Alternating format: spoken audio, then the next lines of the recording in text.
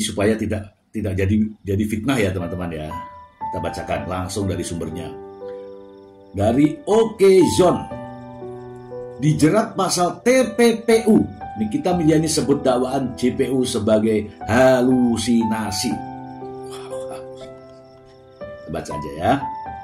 Jakarta, Nikita Milyani merespon surat dakwaan dari jaksa penuntut umum terkait kasus yang menjeratnya di PN Jakarta Selatan.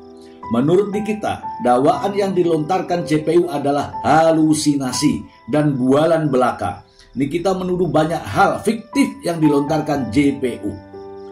Nikita sendiri dilaporkan selegram Reza Gladys dengan dugaan pemerasan dan pengancaman. Namun dalam dakwaan JPU, Nikita dan asistennya Ismail Saputra justru didakwa melanggar pasal 45 ayat 10 huruf A, junto pasal 27B ayat 2 Undang-Undang RI nomor 11 tahun 2008 tentang informasi dan transaksi elektronika yang telah diubah dengan Undang-Undang nomor 1 tahun 2024. Junto pasal 55 ayat 1 ke 1 KUHP atau pasal 369 ayat 1 KUHP junto pasal 55 ayat 1 KUHP.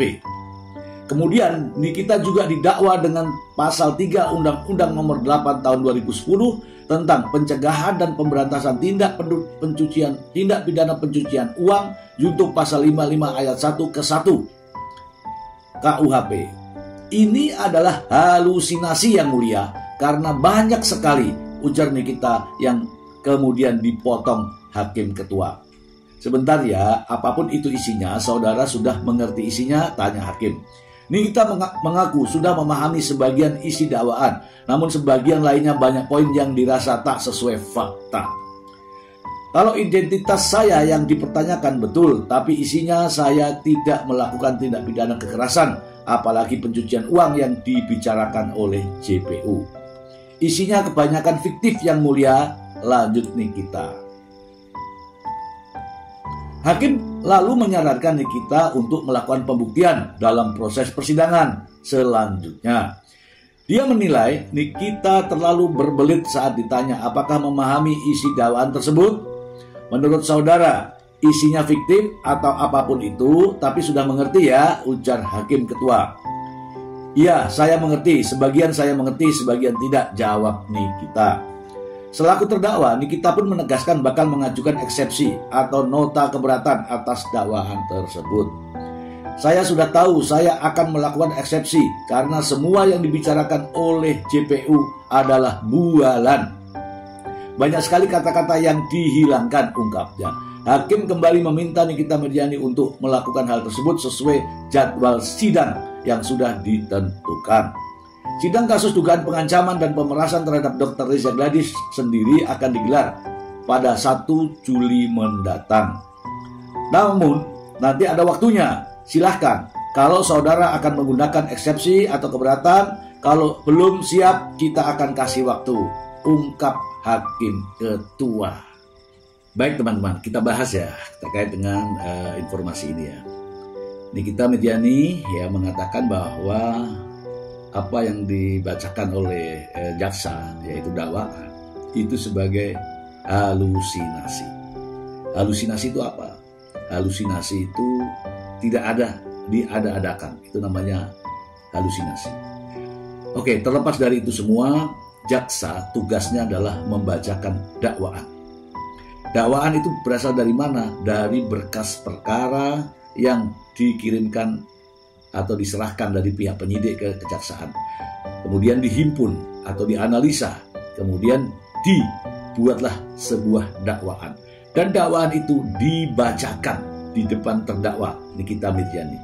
Namun Nikita Milyani mengatakan bahwa dakwaan jaksa adalah halusinasi. Inilah yang perlu dibuktikan. Apakah jaksa halusinasi atau dakwaan jaksa terlalu banyak sehingga Nikita Milyani merasa keberatan. Itu ya teman-teman ya. Kemudian terkait dengan penerapan pasal ya. Di sini saya melihat pasalnya yaitu mulai dari Undang-Undang ITE terlebih dahulu.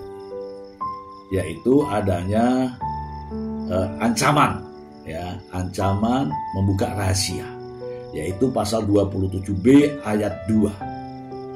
Oke. Undang-Undang nomor 11 tahun 2008 yang diubah menjadi Undang-Undang nomor 1 tahun 2024. Oke, jadi yang pertama adalah Undang-Undang ITE. Di dalam Undang-Undang ITE itu sudah masuk adanya kalimat pemerasan atau memaksa, ya. Kemudian dakwaan pasal berikutnya adalah pasal 55 ayat 1 ke 1 yang dilakukan secara bersama-sama. Bersama siapa? Nikita dan Mail. Oke. Atau pasal 369 ayat 1. Junto pasal 55 ayat 1. Pasal 369 juga terkait dengan pemerasan. Oke. Kemudian junto pasal 55-nya adalah dilakukan secara bersama-sama. Kemudian di sini juga tertulis pasal 3 Undang-Undang nomor 8 tahun 2010 tentang pencegahan pemberantasan tindak pidana pencucian uang. Hal ini terkait dengan uang dari Reza Gladys itu larinya kemana? Sebanyak 4M. Melalui transfer, melalui pembelian aset, melalui ini, sehingga dijeratlah pasal dari TPPU. Kemudian junto pasal 5 ayat 1 ke 1 KUHP, artinya dilakukan secara bersama-sama antara Nikita Milyani dan Mail. Oke teman-teman, singkat kata bahwa dakwaan ini adalah dakwaan berlapis. Ada tindak pidana umumnya, ada tindak pidana khususnya.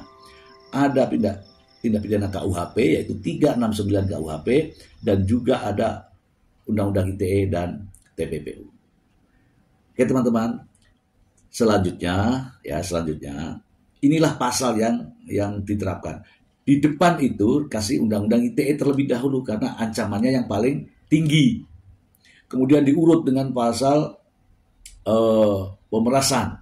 Kemudian dilapisi dengan pasal TPPU. Jadi ada urutannya.